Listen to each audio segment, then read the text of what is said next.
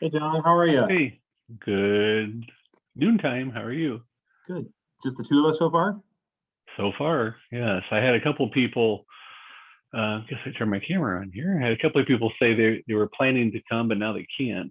I know um, Kevin at Holy Cross, yeah, again, being assistant principal, he has to be the de facto sub when uh, when I get it. they need people. And someone else was out yesterday, so Lisa from Crown Point was out yesterday, so she's playing catch up today. So, Sure. and who else contacted me? Oh, uh, Lou High, Bill Ayers. Yeah, Right. he's not going to be able to attend now, but I know Doug from Valpo was going to be attending, so hopefully Well, that if he will. if he jumps in, we'll just keep it really casual then. Yeah, there we go. Hey, by Lynn. the way, did you happen to notice there was a very nice deposit made into our account today? You noticed I that? have not. I saw there was a huge deposit. I did not look at the details of it yet. So is that 100 grand. very nice. So that's where. Okay, so that was a bulk of that deposit then. Very nice. Yeah, super, super awesome. And that's the guy I was talking to you about last year, how I gave a presentation to our operations board, and he was like, wow, this is awesome. And our executive director then met with him later on and said, you should do it. And he gave 50 grand last year, and now he just gave 100. So That's fantastic. yeah. That is.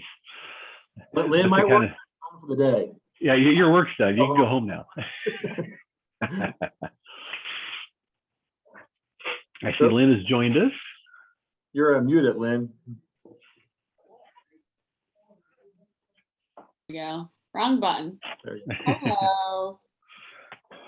Good We're to see talking you. about a deposit. That must be the big deposit Rebecca made today. Yeah, Yes. Great. made me very happy. So you'll have a lot more applications, or you're going to add money to the ones you already had? No, we'll have a lot more applications. I think the number, it's going to be like 250 or something. So I pretty much went through the biggest ones first. Like our top 50 is what I applied for the 195, and so the rest of these will all be less than $2,000. But it'll add up. I mean, still, not including that little extra scholarship we give to everybody above and beyond. I mean, it's part of our per pupil cost. I mean, just not even factoring that in. I mean, $426,000, I think, is the amount that we're hoping to distribute this year. So Pretty amazing. So with this, we're up to 290,000, I think, that we'll have available to distribute. So anyhow. That's great. So. Just FYI, if you want a disbursement in November, I am on vacation the last week in October. So if you wait till the last minute to put those applications in, you probably won't get them. No, it's okay. Yeah, actually, with our budget, we're the next distribution isn't. We're not budgeting for until December anyway, so we'll be okay. So all right, good. I am going to start working on it though. I'll be out for a while with that shoulder surgery. So when are you having that? It's 2 weeks from today. So I'm not sure how well I'm going to be able to type and get all that in. After that. So I'm going to try to get as much done prior to that. So we'll see. Hey, Doug, how are you? I'm well, thank you. And you? Doing okay. Doing all right. Looks like you're sporting the Valpo brown and gold. I'm going down hard. That's right. Yeah. And keep sporting that Crusader thing out there. What's their new name going to be, by the way? The Beacons. Yeah, I know. Doug, so you're going to laugh at this. So we just moved our daughter out to Boston. She's in grad school at University of Massachusetts, their Boston campus. And she was so excited because she thought that they were called the Minutemen, but because cool mascot. And well, the Minutemen are actually like the main UMass campus, their small little Boston campus, they are actually called the Beacons. So Oh, their mascot is a lighthouse. So, I made the mistake of teasing the provost about it. And it uh-huh. turned out that he was one of the main selectors. And so I've stopped saying it other than very carefully that I think it's a marginal decision. And I guess they're working on a mascot. So that's the end. I'm not talking about it anymore. Well, if you want to see a mascot, Google UMass Boston Beacons, and you'll see a Thank you. awesome lighthouse mascot. What were they before they became the Beacons? The Valpo Crusaders, right? Crusaders. Crusaders. Oh, the Crusaders. They thought that was not very PC because we attacked Canceled. poor Muslims. Is that the idea? Oh.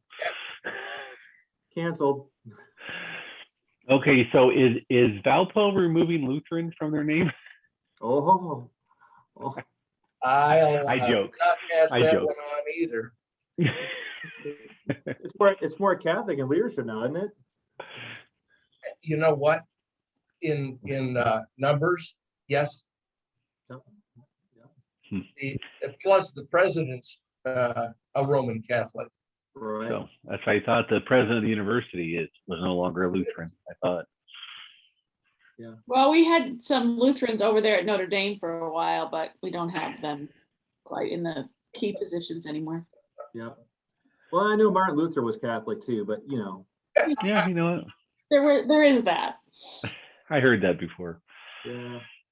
Well, Scott, we are kind of sparse today. Like I said, there were 3 people that were coming that said then they couldn't come, but I don't know if anyone else is checking my emails here, see if anyone else is planning or went to the Google Meet by accident instead. I don't see anything from anyone else, so I will.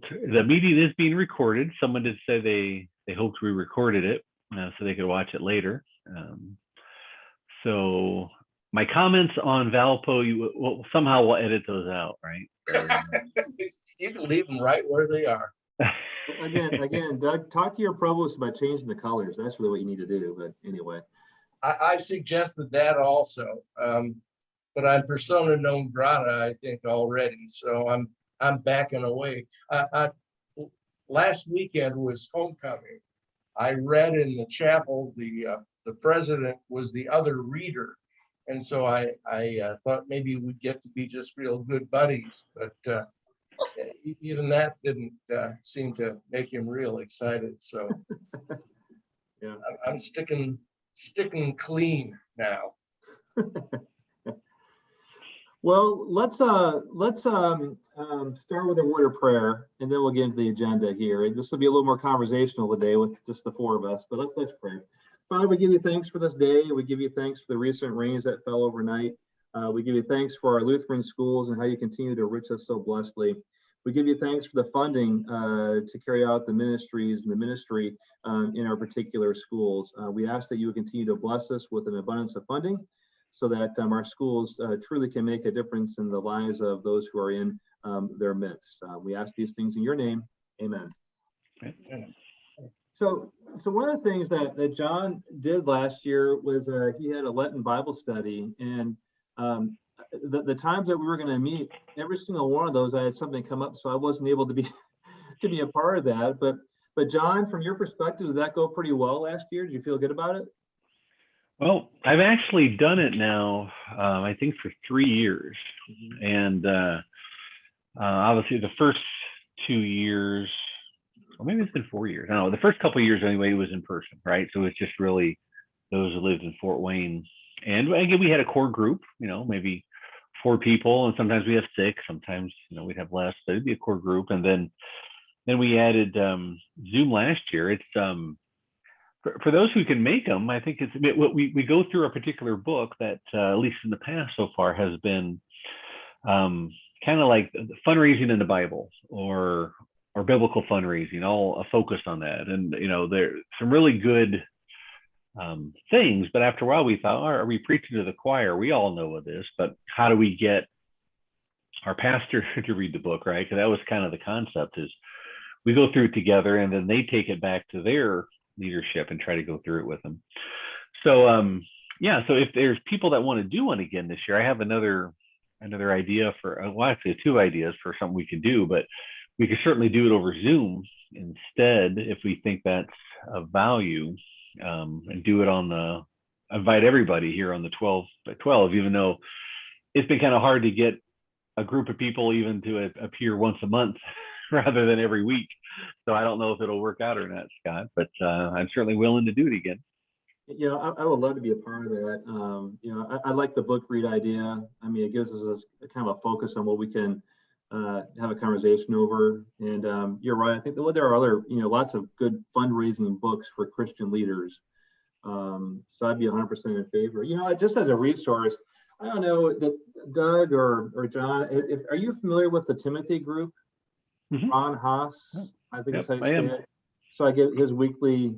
Doug, I'm gonna have to send you information on that. It's just a weekly, like 4 points from Scripture that can be applied to your fundraising world. Now where he comes up with some pretty obscure Scripture that he makes connections with, but he's really good. So might be a good resource for us. So. Well, one of the books we did was written by Ron Haas, Ask for a Fish. So yes, I'm definitely familiar with him and his work. And yes, I think that was, that was the 3rd book. I think we did this last year. It was how to ask for a fish. So it was so over again, I guess it's been 3 years in, because I have 3 books that are very good for someone new in religious fundraising, right, to read in order. And this is kind of the last. This is kind of like major gift work, basically. So major gift work. Mm-hmm. So yeah, so I have 2 ideas. One is Henry Newen, to talk about, make sure everybody who hasn't gone through the IU School of Philanthropy has gone through a book by his. And there's also one that I was actually thinking about too. It's in the fundraising world. He died recently, but there was kind of the father of fundraising. His name was Jerry Panus. Okay, he'd been in fundraising for 40 years, influenced a lot of people. Well, he was taught by a guy named Cy Silverman or something like that. And Jerry found a long lost manuscript, because the Cy is kind of like the grandfather of fundraising. He started right after World War II, when it was kind of a brand new idea, culture of fundraising. It was more higher ed focused, but he wrote a manuscript on how to fundraise, and Jerry found it when he was moving one day and produced it. And it's a really good primer. I mean, it shows you, one, some things have never changed as far as fundraising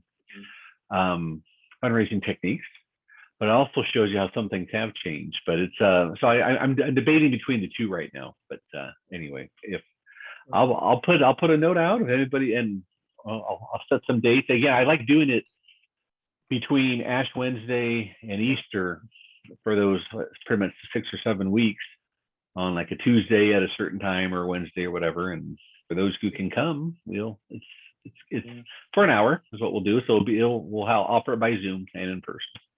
As I say, I think that, you know, since we're trying to do that during Lent, you know, maybe we veer off from the 12 on 12 thing, and we just pick three dates or 4 dates, you know, during the Lenten season to make that happen. I don't know. You think that'd be okay, John? Yeah, I think so. Okay. All right. Well, I like it. Thanks for your work to do some research on that, John. I think that would be a big help for all of us. So just let us know, you know, the book, and if we should buy our own, or I assume that's probably the best way, right? Just give us the title, we'll just take care of it on our own. Well, in the past, I bought the book from everybody. In fact, normally if I can get a hold of the author, I'll get them to sell me signed copies. So I'll give them to everybody. Yeah. So I have my signed copy from last year, but anyway. So yeah. Even though you didn't come, I still sent you your signed copy. So. I appreciate taking care of me, John. So well, you know, you take care of the SGO, and we'll take care of you, right? That's right. That's right. Speaking of SGO, I know, you know, Doug, John was hoping to maybe have some SGO stories that could be shared. John, are you kind of looking more for like like the impact stories to families to kind of help, in a sense, sell the SGO to others? Is that what you're looking for? Or are you looking more for like successes like in our fundraising efforts? Well, what led this was we have a particular board member that gets incensed when he hears that schools are not sharing stories with, when the SGO school choice program has done so much for our schools, but we can't seem to get any stories. And so the stories we want are kind of twofold. One, our legislators who are fighting for school choice. It's been 10 years now since vouchers have been around. SGO's 12 or 13 years. So there's got to be success stories of people, of students that are now through college and gainfully employed in the world that said, if it hadn't been for getting a choice scholarship or an SGO scholarship, whatever it was, in whatever date it was, I wouldn't be where I am. So we're looking for those because that's what the legislators need to have in their arsenal when the powers that be are bearing down on them, saying school choice is evil and you're decimating our public schools and everything in between. So we want stories. We need stories like that to give to the legislators. And it doesn't have to be someone from 10 years ago. It'd just be a family whose life was changed because they were able to get all their kids into one school and so on and so forth. But then from the SGO standpoint, we would also love to know a family who was unchurched and the SGO brought them in to your school. And then they all got the children got baptized and they got mom and dad to start coming to church. Yeah. Those kind of stories, I think, would be useful for our needs within our SGO as far as here's some great things that are happening because of what we can do. So we need stories and any kind of story. John, I think, I haven't done a very good job communicating stories either. I think you're spot on though, that we have to do a better job.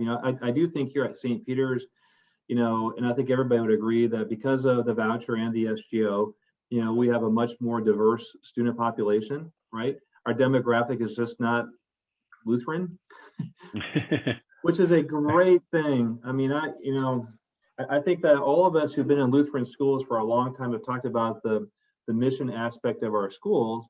But I think if we really look in the mirror and like 25 years ago, or when I went to Lutheran school 40 plus years ago, we were all Lutheran. Now in Washington State was a little bit different because there aren't many Lutherans there. So we had a lot of non-Lutherans, and consequently we didn't do confirmation in our Lutheran school, which is what you're going to find here in the Midwest, especially back then. But I think here at St. Peter's now, we have 410 kids in our school. Half of them are not Lutheran, and a fourth do not have a church home. I mean, that's a staggering number, and those kids hear about Jesus every single day. And we've talked about this before, that as we promote our SGO, it's all about Jesus, right? And even as we promote the voucher, even though it comes from a secular body, the state, through our taxes, really that's helping us spread the gospel to our families. This goes back, like our largest enrollment we ever had here at St. Peter's, I think, was 5 years ago. We topped out at a little more than 480 kids in grades K through 8. Wow. And it was just, we had phenomenal growth for a couple years in there. In that particular year, we had like 25 kids get baptized in the spring. I mean, and I don't know how many of them actually received the voucher or the SGO. I'm not sure I really paid attention to it, but I bet you if I went back and looked, the majority of them probably did. Now, would they have been in our school without the voucher and the SGO? Well, I can't say for certain, but I know that money wasn't a reason not to come because of the voucher and the SGO. Right. So anyway, I mean, that's one story I think that's powerful from our Christian standpoint. And the impact I know can go beyond, and all of our principles has a story. It's just a matter of encouraging them to take the time to write it up and to tell it, right? Exactly. I mean, we've tried to give tools on, just create a file that when you hear about a story, just write it down. You won't be expected to remember it next week or a year from now. And I do the same thing when we get, words of affirmation or testimonials to the SGO. I got a Google Doc. I just copy and paste, put it in there, and then that's why every time we do those monthly sidekicks, I always put a quote in there. That's where I'm drawing it from, and I mark in there that I used it on this date, so that way I'm not using the same one several times. But something little like that could really help, really create a good stable of stories. And again, not just for us, but then Scott, what you just shared right now would be a great future appeal, saying that this is why we want you to support the issue. Yeah, you're getting a tax break, but look, we 1 year we got 25 kids into the kingdom, right? Or whatever, that otherwise wouldn't have. That's why we have the school, and that's why we need your help, right? To make sure that we have the school available and that families can attend. So I mean, there's a huge segment of our donor base that wants to know those kind of stories, right? They want to know, this is why I'm doing, this is why we have a school. Now, granted, there are some schools, they exist solely to teach their kids. Right. That's fine. But there's still, and there's gonna be schools that said, we now have new members, because like guys, those 25 baptisms, did some of them turn into church members, I'm assuming, or so there's and their families. It wasn't just the student, but their families. Yeah. And Reverend Day, Bart Day, the CEO of LCEF, was our speaker at the partner up here in Fort Wayne. We had an event, and he talked about a Hindu family that said, just so you know, we're sending our child here because it's a good school. We don't intend, we're Hindu, just so you know. And then eventually that their child wanted to get baptized, and they said, we're going to withdraw him from the school because he's Christian now. We don't have no idea what that means. And so right there was what a great testimony of why we had that school. That's at least one soul that was saved, right? So, we've got thousands of those stories. All we want is a couple. That's all we're asking for. So it's a matter of having to train yourself to track those stories and to write them down. And so, long answer to your short question. If I might, John is aware of, there's a whole bunch of almost stuff happening at Immanuel in Valparaiso, and I wish I had all kinds of things to announce. We're not quite at that point yet, but one of the things that's happening is there's a scholarship effort that is being put forth by a couple of fairly successful individuals in our church and school to augment scholarship funds using SGO, as John I think is aware that that's showing up in all of our literature right now, and I don't know where it's going, but it certainly is not bad in having a lot of people aware, including alumni, of SGO possibilities. John, I don't know if there's something that you are able to add to that or not at this point. What was shared with me is that they want to create a matching program, right, Doug? So that if someone supports the Valpo, Immanuel-Valpo's SGO with a $10,000 gift, they want to have a pool of donors that's to put $10,000 into an endowment. So in a way, current gift and a future and a forever gift, right? And exactly. And so I thought that was kind of a unique, that's a really unique way to look at things. And to again, a great idea. Encourage that, hey, if you do this right, we won't need school choice in 20 years because we're going to have this huge endowment, right? Or at least augmented a great deal, right? And a promise that is inherent in that is this group of people who are starting it, if they use the figure $40,000, as soon as $40,000 comes in, we're going to match that too.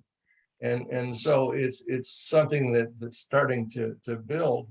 I'm also excited, and again, John, I shared a little bit of this with you, that our pastor has started 3 Sundays of sermons that talk about why we give. And so that anathema of talking about giving from the pulpit seems to have been overcome somewhat. And the title that he's talking about is knowing your why, and why we give. And last Sunday was the first of 3 sermons that took place on that topic. And so it's becoming something that we're doing little things to get people aware, and just over and over and over again, I think is some of the things that are starting. One other thing that, again, John is aware of is that pastor sent me last month to Denver to the LCMS Foundation workshop on giving, and it was really quite good. And the take homes were just outstanding. So like I said, I'm getting excited about things that are almost happening at Immanuel, and I hope it's a story to be continued. Doug, I'm right there with you as far as the almost. We start talking about our foundation. I feel like we're almost there also. I love your idea of somehow connecting the SGO with your planned giving, right? The conference you went to out in Denver through the foundation, and starting to look at a much longer plan to keep your place financially sustainable. And I know we're going to talk about that here a little bit more as well, but great wisdom and vision for what could be at Immanuel-Valpo because of that. So great job. John, you were going to say something. Well, I like, there's 2 points there. One, Doug, do you guys broadcast? Is this Yes. sermon being recorded that I could, like a podcast or something, or an archive on your website? Okay. Yes. You can just go on to our website and go to sermons, and you can play the Saturday night or the Sunday 10:45 service Okay. completely, and it's open to everybody. And then my second, yeah, thank you. And my second point would be, here's a pastor who is understanding his role in creating a culture of philanthropy. So make sure, Doug, he doesn't leave, right, and take a call somewhere else, because he's a unicorn, and that's hopefully that's the kind of pastors we need to tell other pastors that it isn't a scary thing, but you have to be deliberate about it. And he definitely has a plan of action that he's trying to move forward there at Valpo and Immanuel. So that's really good to hear. I like that. And it's difficult for him, I think. It's contrary to an awful lot of what I think pastors are inclined or disinclined to do, but he's coming along, and again, I hope that it's the beginning of some exciting things. Getting ready to do a visibility thing on what we call our Legacy Sunday, and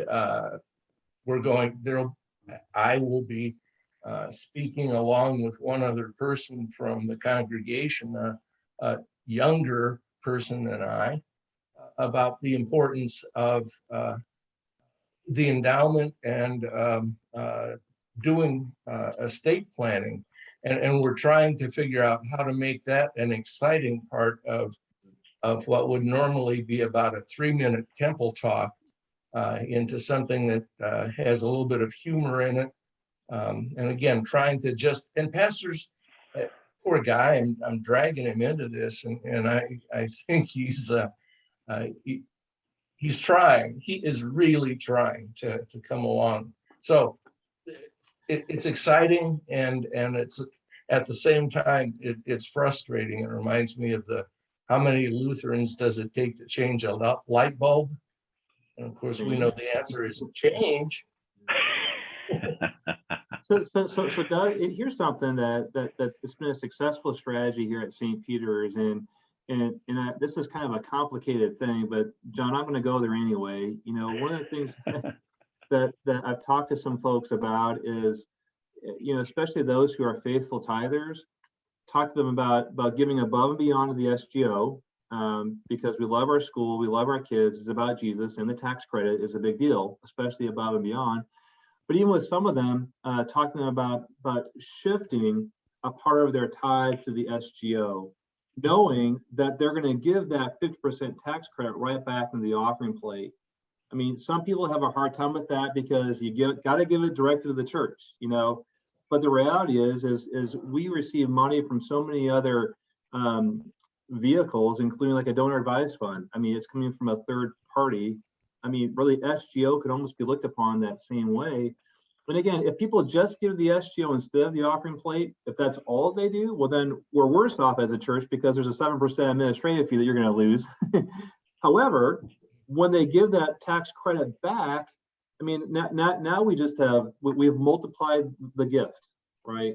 And that has had just a huge impact on our congregation. And so, again, some pastors are going to have a hard time with that concept, but I don't know. It seems to be a good strategy. At least it's worked for us. So, and that would explain why Scott has donors who give $526.53 because they are giving every penny of their tax break. Would you agree, Lynn? Myself included. Got to figure it out,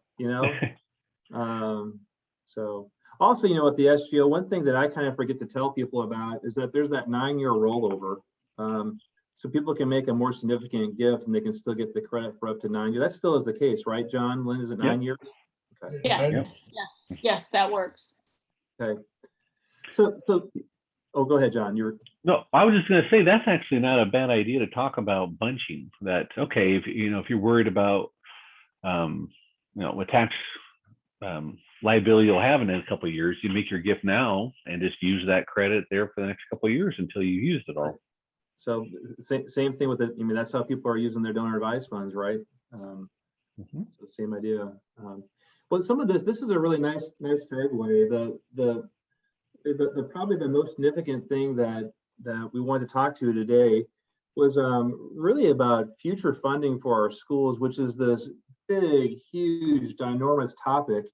But the SGO is a big part of all that. I believe it will continue to be that way. But John does have some potential concerns. And I don't know, John, do you want to maybe explain a little bit about just kind of where your head's at a little bit with the future of SGO and just some things we need to be aware of and maybe things we can do to make sure that we continue to keep the SGO strong? Yeah. We had recently here at the SGO, we had a reason to really look at, okay, where's the SGO going, right? Because Lynn can tell you we are probably 50% higher this year than last year on applications. So there's a huge spike in SGO need this year as schools are getting all the families that couldn't receive an SGO in the past, an SGO this year, so they can get perhaps a voucher next year. And so the huge spike. And so, but I'm looking at what is the future of the SGO going forward after this year, right? Because we've been on a very flat to a little bit of an up plane in our SGO and overall 53 school SGO fundraising. And so again, our crystal ball is a little fuzzy or a little foggy. So we're trying to clean it off a little bit. And so we're saying, okay, after next year, who can get an SGO, right? It's going to be, well, what's the uses for an SGO? So one would be still kindergartners, right? Anyone who's a kindergartner, unless they have a sibling who already has an SGO or a voucher, then they can get one right away, right? Through that pathway. For those without that pathway, you got kindergartners. You have what we're calling stragglers, those who could have applied but didn't. And so that once they realize everybody else in the class has a voucher, they're going to apply for one. So okay, second group. Third group are going to be transfers from out of state.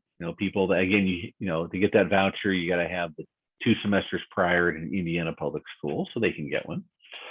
Well, that's going to be a very small group. And then you're going to have people maybe that transfer from the public school after the September 1 cutoff, right, for vouchers. And again, that's going to be a very small group, if at all. And then the last piece are going to be schools that their tuition is enough above the voucher reimbursement amount that they can award an SGO on top of it. That's going to be our 3 high schools, the 2 K-12s we have, and some schools like Scott's that, their tuition is, a decent chunk compared to what their voucher reimbursement is. Now, granted, more schools are looking at raising their tuition to meet cost of education. And for the most part, cost of education, I think, is well above what voucher levels are, depending on, again, their level.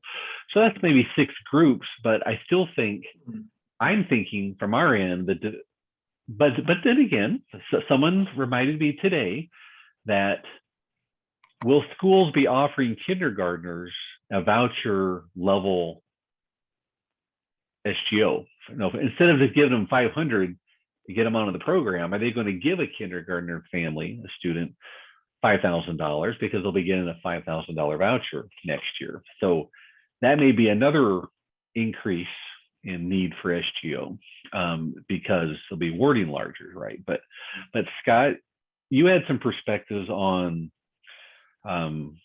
why you think donations will still be strong going forward. Did you want to share that? Yeah, I do.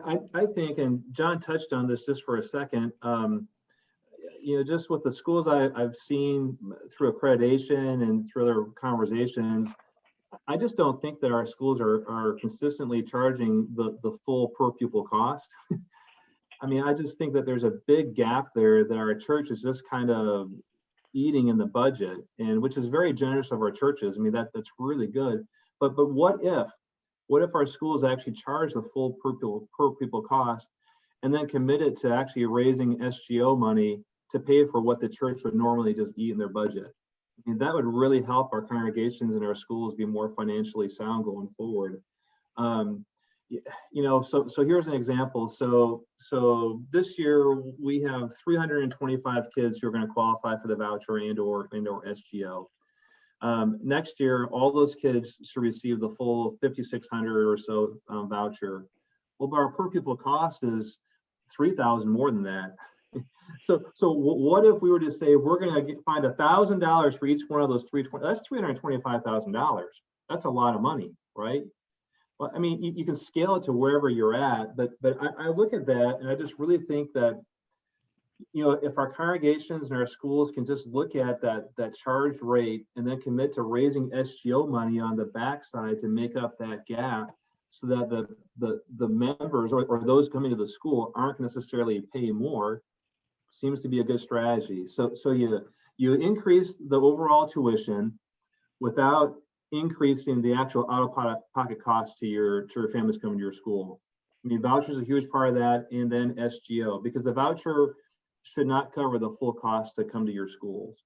And if it does, I guess I would challenge those schools to go back and look at what does their budget look like and what are they paying teachers. I don't know how many teachers are really getting paid, what our district scales are saying that they should be paid. So it seems like the SGO is a great way to even increase some of that for our teachers going forward. So to me, that's our game plan here at St. Peter's. So that's good. That's good to hear, because I've heard from a couple schools that are not directly, but actually I heard one directly that said they're going to start discouraging donors to give to the SGO. And that is so short-sighted because they think, oh, we're not going to need any SGO. So they don't want to build these huge accounts. Whereas Scott said I could use him as an example, that's saying, here's a school that's raising 400, 500,000 a year, and they still plan on doing that even after majority of their students will be on choice. So that may be an encouragement to those to don't sell yourself short and tell donors not to support you. and I do think there's one more thing too, and Doug, you kind of touched on this a little bit, planning for the future. I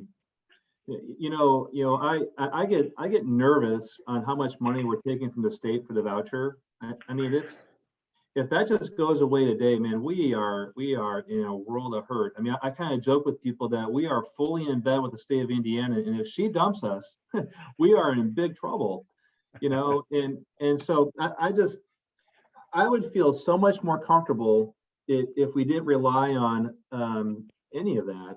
I mean, I'm very thankful for it. And I tell, we have a legislator who has kids in our school, and his name is Ryan Lauer, and I like Ryan a ton, and we've had great conversations. I'm so thankful for his work and other people's to bring the voucher, make it a reality here in our state. But what if we were to the point where we weren't so reliant upon the voucher, but yet we still were able to give away that same amount of scholarships? Well, that's where the SGO comes into play also. And so what if our schools were to intentionally, let's just say, encourage the SGO, but then not use 10% of it every year. So we're going to build up our SGO accounts. And then if something does change with the legislature and we lose, or the voucher isn't as significant, that we have more SGO money that we can tap into in those years of transition. It seems to make sense to me, but it'll be hard, to be honest with you, to be disciplined, to actually do that. And some of that depends upon how much money you're making from your SGO also. But again, you start thinking about $500,000. I mean, that's a lot of money for a lot of schools, but I mean, I think it's there. I just, maybe I'm just that eternal optimist or very naive. I don't know. I mean, it's just, I believe the money's there. And Scott, if I just might underscore what you're saying, some of you will remember when Thrive cut out the matching program. I was president of my congregation that year. I was also the Thrivent rep that year. So I had to tell me that the money that we had budgeted, and we were taking in over $100,000 a year from Thrivent.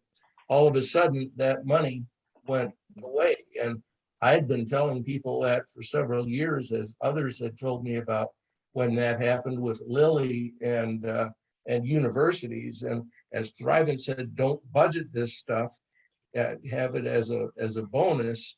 Of course, it was budgeted, and that's the same thing that happened.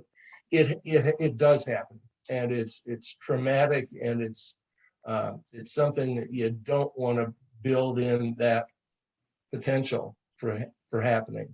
Yeah. Well, which is why I think it's really important for our pastors like yours and Immanuel-Valpo, Doug, that are talking about giving, from the pulpit. Because the number of times that we've heard, if only everybody would tithe, we wouldn't have any financial issues. I think it's true. If everybody truly tithe, the voucher would kind of be a moot point. SGO might also, John, but well, and I love that Doug is trying to tie in the current giving with an endowment, because up here in Northeast Indiana, our schools have this wonderful opportunity for the endowment. And when I see that it's matched by the Lutheran Foundation and they're not growing those funds. My kids went to Bethlehem and they chose not to do choice. And I just think if they would have followed the plan to do choice, they're on the brink of closing right now, and they could have they were supposed to take then the funds from the congregation and put it in an endowment and use it as a 5 to 10 year plan to ensure that their building and technology was in place, and then, put it in an endowment for the future to support the school. I just, it's like that 5 to 10 years as we get older, it goes so fast, It does. My son was still there and now he's in college when we had those conversations. So obviously 5 and 10 years has passed, and, now they have, we went from 100 students to 30 some students, and it's really sad. Yeah. And I wish we could be forward thinking and investing and making, helping because that hurt my heart when John said that one of our schools told a donor not to give to the SGO. It was so, something else happened last week too, and I was just so depressed. I was like, I'm just gonna retire. I just can't. No. Well, Lynn, again, think of that big day with the donations. So there you go. That should encourage you. It's almost like I think that the parable of the talents is maybe applicable here too. Like, are you burying your money, or are you? And by not accepting some of that money, it's really like burying it. Maybe that's not theologically correct application of that, but in my mind anyway, it's like it's an opportunity that we're not taking advantage of. You know, and I think also when it comes to the SGO, you know, I talk to people, it's almost like an employer matching program. You know, if your employer was to give you $5,000 on a match, would you do it? If it was a 1-to-1 match or a 2-to-1 or a 1-to-2 match, would you do it? Of course they would, right? Well, SGO is kind of that way when you start looking at the tax credit. Why not? You know, but there's no doubt. I think the future planning. We started talking about, you know, plan gifts, estate planning.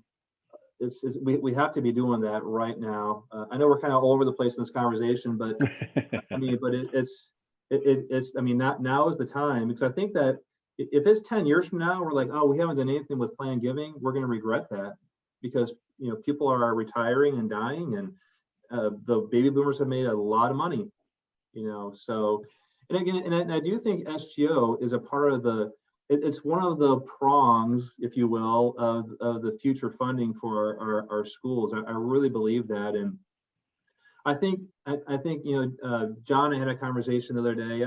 I do think it's probably realistic to assume that the giving to the SGO might dip down a little bit next year. But again, I still think the future is incredibly bright. It has to be. I mean, you know, we rely on this, you know, and we don't want this to go anyplace. And we're going to continue to promote it.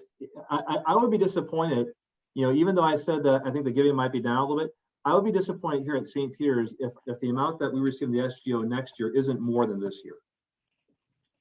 I mean, because there's going to be a need, I mean, for how we've structured our tuition. So. Well, you know, and on that note,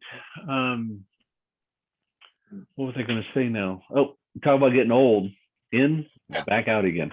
Something you just said, Scott, about, oh, well, maybe I'll remember before we're done. Oh, I tell you, not only when I turn 50, I also automatically start taking my glasses off to read things up close. I don't know something about that age, apparently. I don't know. Yeah, So I'm the Scott, opposite. I put mine on so I can read up close. You're next, Scott. Now that you joined the 50 club, by the way, you know that. Well, I got that surgery coming up, you know, and that's probably right. One of many. But no, but so I don't know when it comes to financial planning for our schools. We've had conversations about how NLSA, you know, our accreditation tool, can be a help for schools, but it just seems to me like this continues to be a struggle for some of our churches and schools. I was just talking to a school the other day. It was a preschool program, and the director was getting some pressure from her leadership in the congregation on not accepting a certain grant from the state because there might be some strings attached. It was a fear of what might be rather than what really is. I'm like, my response to her was, she was asking for advice. I'm like, well, you should always be concerned with the strings attached and be looking at that fine line very, very carefully. But really, if your congregation isn't a congregation that tithes very well, well, then talk to your pastor about how to challenge the people to do that. Because until people give more generously in the offering plates, there's always going to be a need for third source funding in our schools. I mean, that's just the reality, which is where SGO can come in to provide that with all sorts of incentives for the donors. Now, I did listen to, you know, the IPUI fundraising school has a weekly podcast. I don't know, Doug, if you were listening to that, or John, you might from time to time. But this last one was on, sorry, someone just peeked my window. Sorry, but the last one was on kind of the why behind giving, and is altruism really the reason for giving? You know, and some would say, you know, there's no such thing as true altruism, because there's always something that when you give, it releases those endorphins that you feel good, right? I mean, and there's real scientific data behind that. Jesus was probably the only one that was able to give truly altruistically without any other motivation. But, you know, but we as human beings, there's always probably something else that comes from giving. They even talked about, you know, some people have narcissistic reasons to give, right? It's about me, and look at me. And I mean, the bottom line, though, you know, if it says U.S. Treasury in the bottom of the dollar bill they give, it's still, we're going to take it, right? But it is a good thing to start back and look at the why. And so, Doug, your pastor, to talk about the why, I mean, it's about stewardship. It's about stewarding what God has given us to manage, and with money being a big part of all that. This is still a big reason why we give. And again, coming back to the SGO, we give so that kids can come to our school so that they can hear about Jesus. Enjoy the tax credit. Give the tax credit back to us.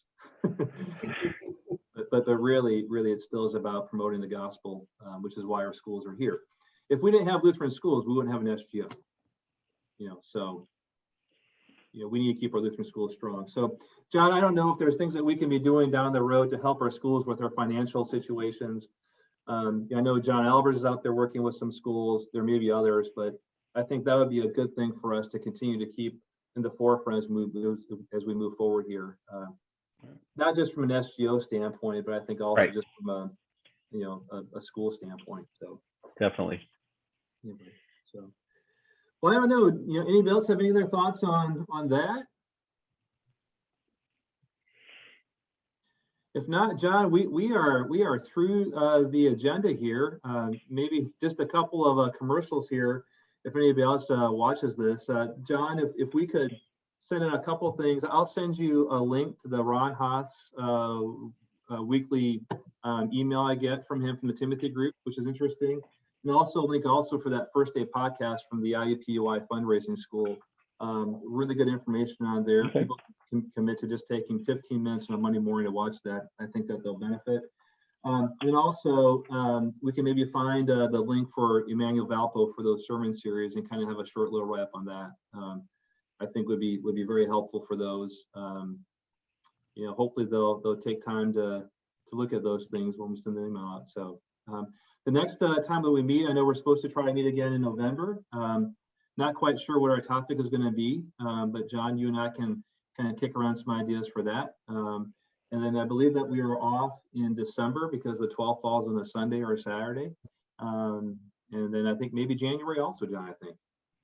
Or maybe we're on January, but off in February. I can't remember. So yeah, I don't remember now, but and well, again, the people on I guess if someone's gonna be watching this, our Learn and Lead, our regional training is going to be Thursday and Friday, the April 28th and 29th here in Fort Wayne. So Doug, if you can make that, that'd be great, or anyone else listening. It's a noon to noon. It's going to be you come in at noontime on Thursday, stay all day, evening program. Then the next morning will be a program, and then you're out after lunch on that Friday. So the idea is you can leave if you're outside our region, like Scott and Doug are, you can leave home in the morning and be back in the evening the next day. So, right. So we pretty sure we're going to be bringing in Bill Stanczykiewicz from the IU School of Philanthropy. He's going to be our speaker. Fantastic. He loves us for some reason. He wants to do this. So we've got the dates and we're working on topics, finalizing the topics. Now we just have to finalize a location. We had a great location, and now that location is no longer available to anyone to rent out, the Kaizen Center. So we're just finalizing where we're going to have it at, but then we really want to start getting that promoted out here by next week to everybody, so you can start planning ahead. There'll be a cost. We don't make money on this. We're a cost to cover our speaker and the food. But we've been doing this now for several years. We had to cancel last year for a couple different reasons, but hopefully we'll be back on track. A good retreat feel, and it'll be kind of energizing for everybody here in April. Yep. The fundraising school do a great job. Super pleased with my experience with them. So glad we're able to work with them. So. All right. Well, we are 5 minutes ahead of schedule. So I think John, Lynn, Doug, I think we can just end it right here. You guys good with that? Sure. So, yeah. All right. Well, thanks again, John, and for your leadership, and Lynn for all your support at the SGO. And if you're listening out there, keep doing the very best you can to help expand the kingdom through securing adequate funding to make sure that can become a reality. So we'll see you guys all later, and enjoy. Bye. See ya.